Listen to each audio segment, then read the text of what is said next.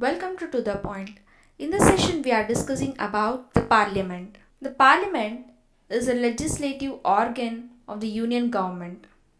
Parliament occupies a preeminent and a central position in the Indian democratic political system. Since we adopted a parliamentary form of government, this form of government is also known as Westminster model of government. Articles from 79 to 122 in Part 5 of the Constitution, it deals with organization, composition, duration, offices, procedures, privileges, powers and so on in the Parliament. Organization of the Parliament. Our Parliament is organized in three ways. They are President, Council of States, which is also called as Rajya Sabha, and the House of the People, which is known as the Lok Sabha.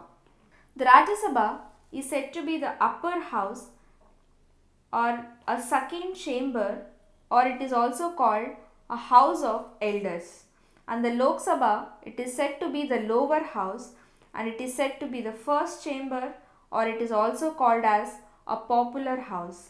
Rajya Sabha represents the states, union territories of the Indian Union, whereas the Lok Sabha represents India as a whole. The President of India, he is neither a member of Lok Sabha nor the Rajya Sabha, and he does not sit in the Parliament to attend its meeting. He is said to be an integral part of the Parliament. This is because the bills passed by the Lok Sabha or the Rajya Sabha, it cannot become a law without the assent of the President.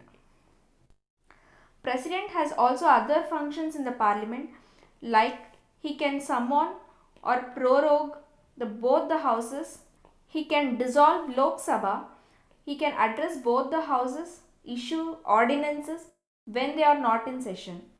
Composition of the two houses.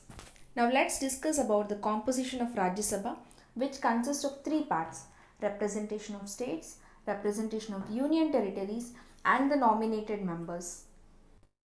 The maximum numbers present in Rajya Sabha is 250 members, and out of that 238 members are representatives of the state and 12 members are nominated by the President.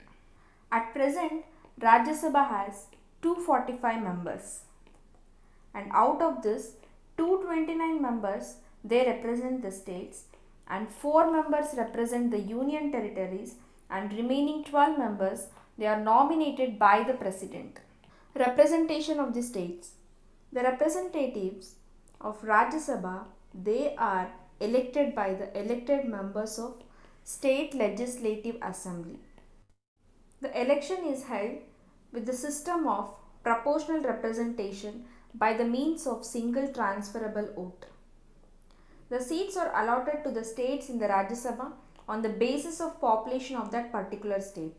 For example, we can say that Uttar Pradesh has 31 members in Rajya Sabha, whereas Tripura has only 1 member in the Rajya Sabha. So this difference is due to the population difference. So when we compare this representation with the US government gives an equal representation. So like US has 50 states and the Senate members are 100 members, 2 from each state. Representation of union territories. The representative of each union territories in the Rajya Sabha, they are indirectly elected by the members of an electoral college. The election is held by the system of proportional representation by means of single transferable vote. And out of 9 union territories, only 3, that is Delhi, Puducherry and Jammu and Kashmir, they have a representation in Rajya Sabha. Nominated members of the Rajya Sabha. The President nominates 12 members to Rajya Sabha from the people who have the special knowledge or a practical experience in the field of art, literature, science and social service. Composition of Lok Sabha. The maximum strength of Lok Sabha is fixed as 552, and out of 552, 530 members are to be the representatives of the state and 20 members should be the representatives from union territories and 2 members they should be nominated by the president. At present, Lok Sabha has only 545 members and out of that 530 members they represents the state and 13 members they represent the union territories and remaining 2 persons are said to be Anglo-Indian who are nominated by the president. Representation of the states. The representation of the states in the Lok Sabha, they are directly elected by the territorial constituencies in the state. This election, it is based on universal adult franchise. That means every Indian citizen who has crossed the age of 18 is eligible for election and he has the right to vote.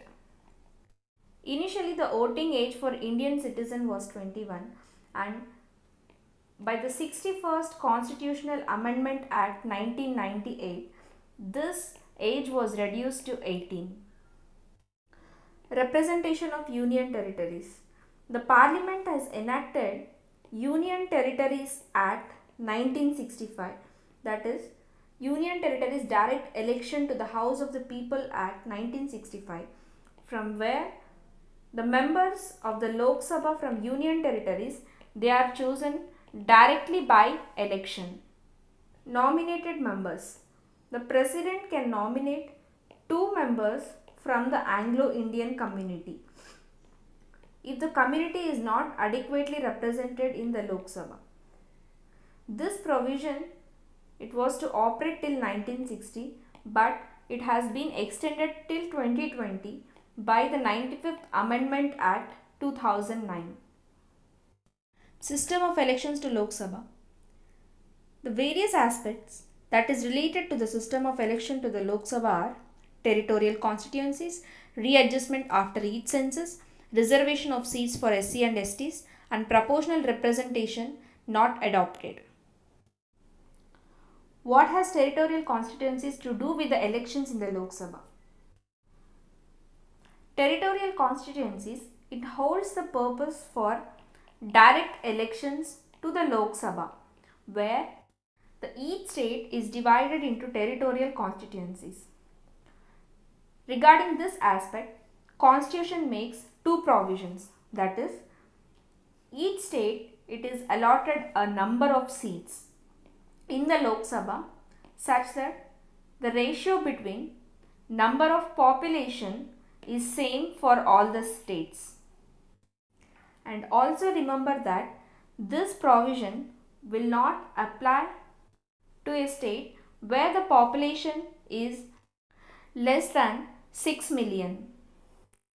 And other thing is, each state is divided into territorial constituencies such that it is the ratio between the population of each constituencies and number of seats allotted to it.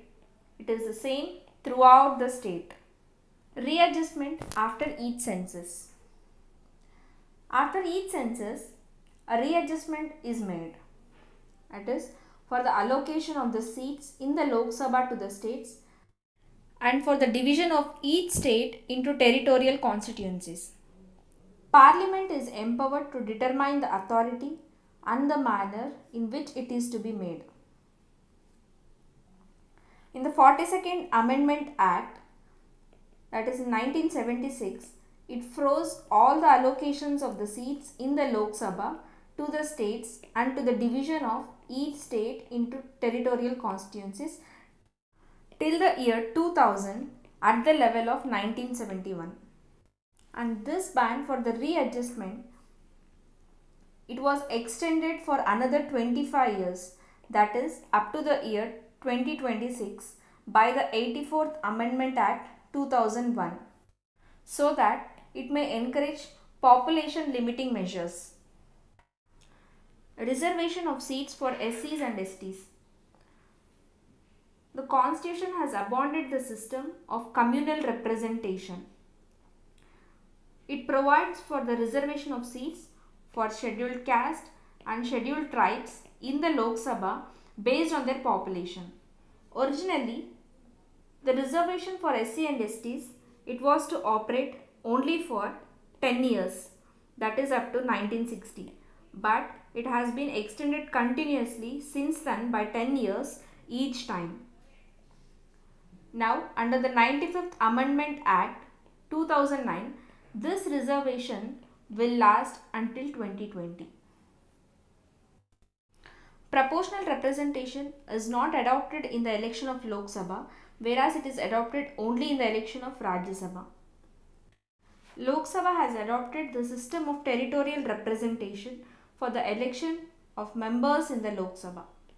Under the territorial representation, every member of the legislature, they represent a geographical area known as constituency.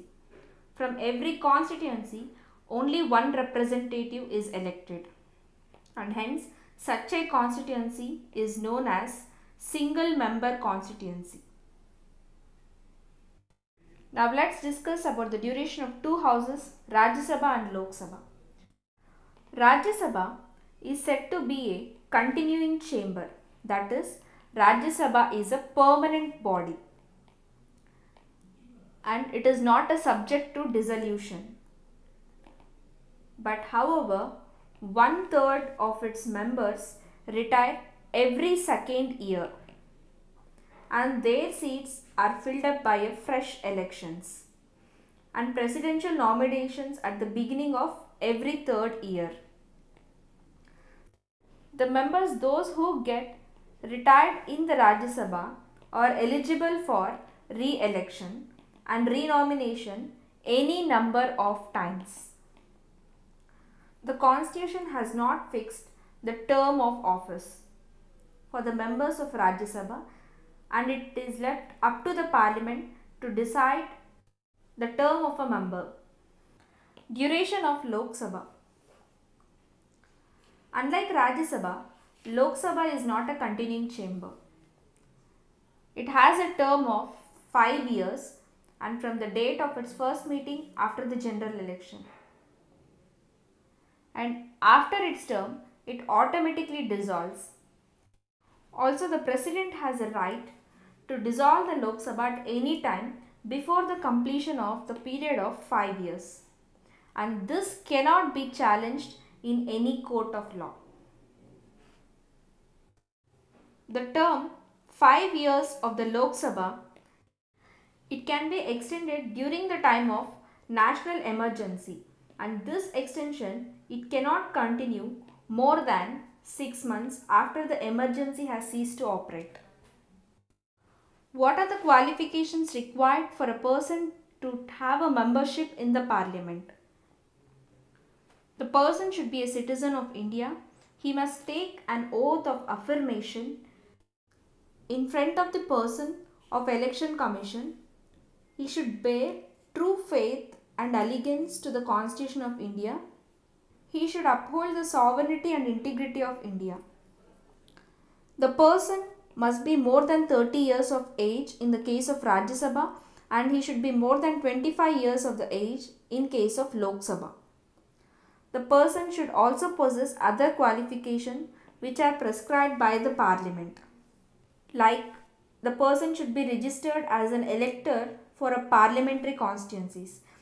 This is same in the case of Rajya Sabha as well as Lok Sabha.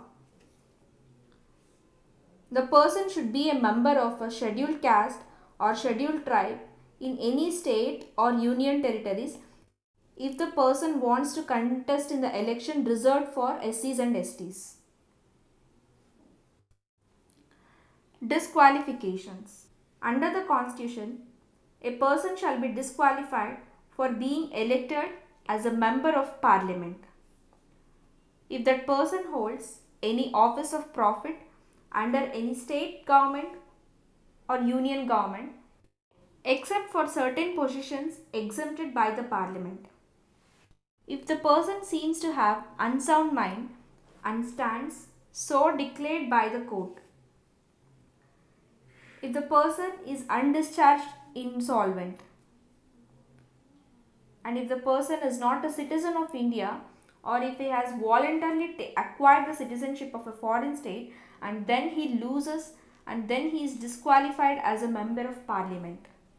And also if the person is disqualified under any law made by the Parliament, then he loses a position as a member of Parliament. Let's continue the discussion of the Parliament in the next session. Thank you.